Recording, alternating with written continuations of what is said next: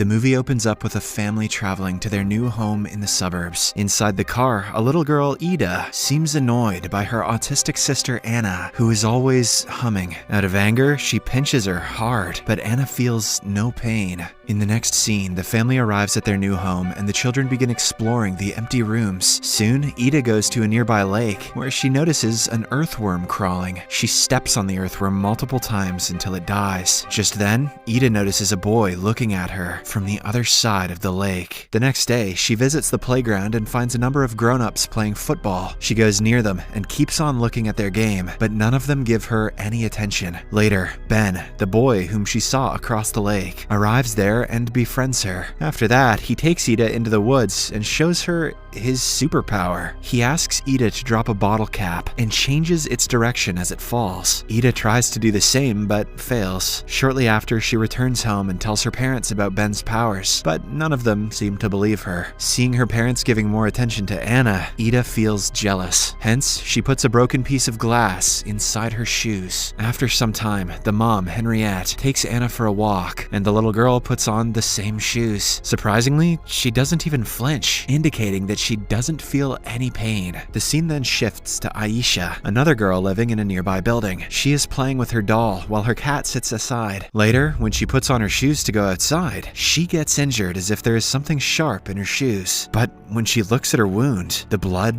vanishes. Meanwhile, Anna's parents are talking with a therapist about her condition. Right then, she gets up from her seat and starts thumping her feet. After returning home from the therapist, Henriette takes off Anna's shoes and notices blood all over her socks. On the other hand, Aisha is searching for her cat outside the building. When she enters another building and climbs upstairs, she notices a doorknob moving, and it's Anna on the other side. Aisha also goes ahead and holds the doorknob. After a pause, both of them leave the doorknob at the same time. Later at night, after her mother puts her to bed, Aisha hears strange voices from around the apartment. The next day, Ida takes Anna for a walk in the playground. Ben also arrives there and the two head off, leaving Anna alone in the swing. They try to play football, but the senior boys bully Ben and send him away. After a while, he brings out a cat, which is revealed to be Aisha's. He drops it from a height to see if it can successfully land on its feet. And just like that, I hate this kid more than any other kid I've ever known. When the duo rushes downstairs to inspect,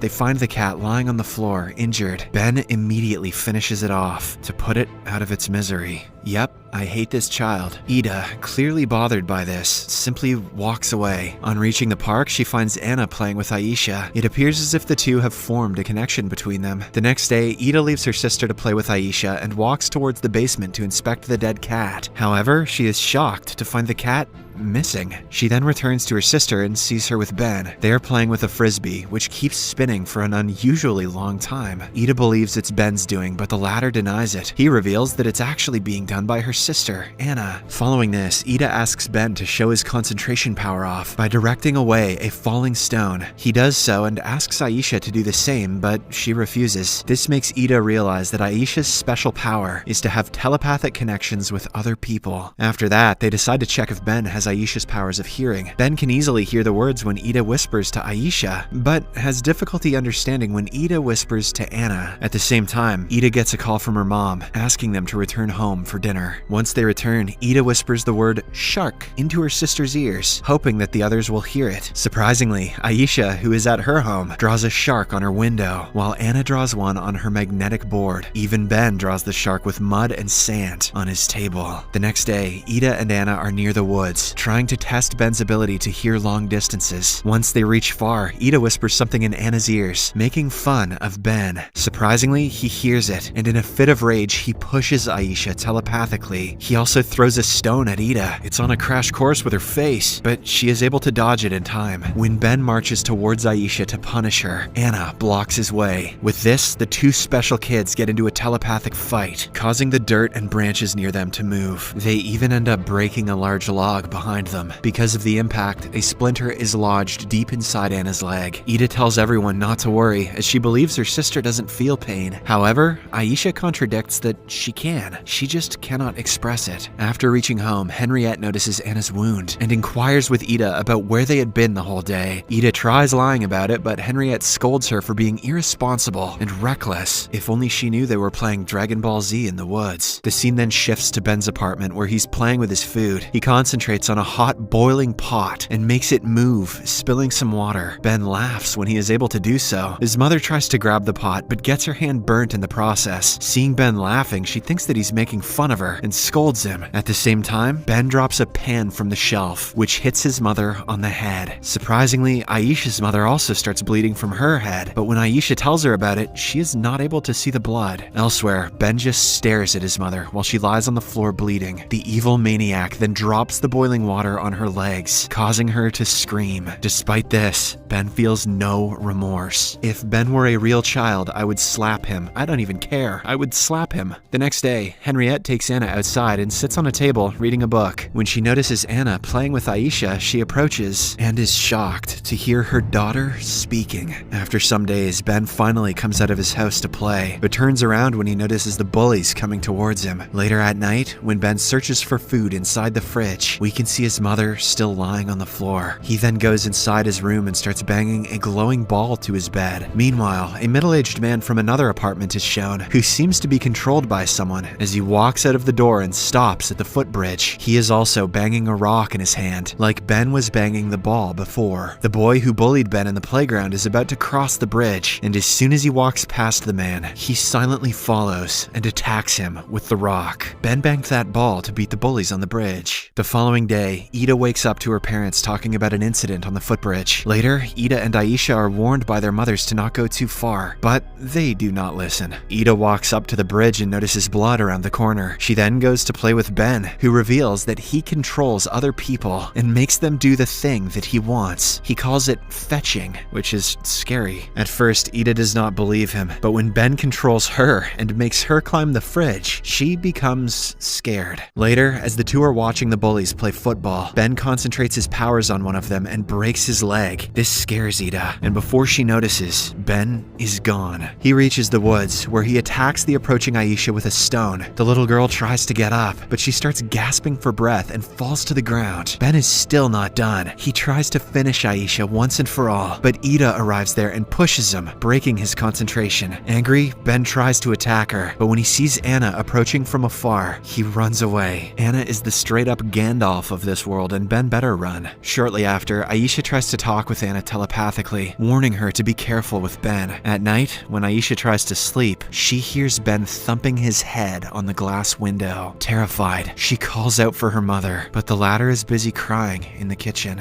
Late at night, Ben tries to concentrate his powers until he takes over Aisha's mother. Suddenly, Anna wakes up from her sleep and seems worried. After Ben succeeds in controlling Aisha's mother's mind, she finds herself in a dark room, sensing something moving across her balcony. She grabs a knife for safety and starts walking towards the balcony. She turns around to see a strange-looking child holding a dead rabbit in her hand. In reality, it is Aisha holding her toy bunny, but in her mother's mind, it is absolute nightmare fuel. Afraid, the mother approaches her slowly and stabs her. As soon as Aisha is stabbed, Anna falls on the stairs, feeling her friend's pain. Right then, Ben loses his concentration, and Aisha's mother snaps out of his control. Seeing her daughter dying, she cries and holds her in her arms. Anna's parents also find Anna in the stairwell and bring her back inside. Following Aisha's death, Anna loses her ability to speak, and this worries her parents. Ida, who knows that it is Ben's doing, decides she must do something about it. Later, she asks her mom about what they should do if anyone does something naughty. Henriette suggests that they should either tell an adult or inform the police, but sometimes you have to take care of it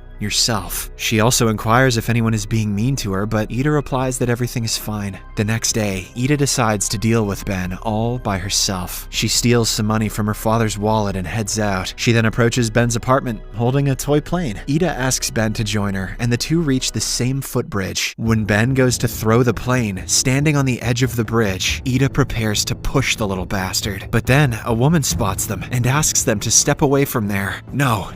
However, refusing to wait waste the opportunity. Ida pushes Ben down from the bridge, yes, and runs away into the woods. Hearing the woman still calling out for her, she grabs a piece of glass to protect herself. She also tries to grab a stick, but it turns out to be a big snake, signaling that she's under Ben's control now. Terrified, she starts screaming, and the very next second, she finds herself in a dark forest with a strange, one-legged man approaching her. This almost gives the little girl a heart attack, and when she runs, she again reaches the highway. Ida then holds the piece of glass so tightly that the pain snaps her out of the illusion. She is now in the middle of the highway, with the car approaching her at high speed. Ida jumps out of the way, but the car still hits her leg. In the next scene, she finds herself in the hospital, with her mother by her side. Ida quickly asks about Ben, and Henriette reveals that he survived the fall. This upsets the little girl deeply. Later, Ida arrives home, and she anxiously keeps looking through the window. In one instance, she finds Ben staring at the house. This makes her realize that the evil boy is trying to control her mother and kill everyone. Hence, she hides inside the bathroom. Shortly after, Henriette calls Ida and informs her to take care of her sister while she is out. Ida slowly comes out of the bathroom and looks for Anna, but cannot find her around. It is then shown that Anna has already left the house. She is now concentrating her powers to fight Ben, facing him from across the same lake that Ida did at the beginning. Meanwhile, Ida, who is in a cast, finds it difficult to use the elevator, so she decides to walk downstairs. Unfortunately, her support sticks slip, and she is unable to climb down. This frustrates Ida so deeply that she lets out a wild scream, a scream loud enough to break her leg cast. After becoming free of her shackles, Ida rushes to find her sister. Elsewhere, the two psychic kids come face to face on either side of the lake. Ben goes first and unleashes a powerful strike which knocks Anna down. He then walks away, thinking that he has successfully defeated her. However, Anna stands back up and starts concentrating her powers once again. This time, all the babies around them start crying, while the young kids feel something strange around them. After a while, Ida also joins her sister, and all the children in the area come out to their balconies to stare at Ben. Their combined positive power is finally able to defeat the little bitch.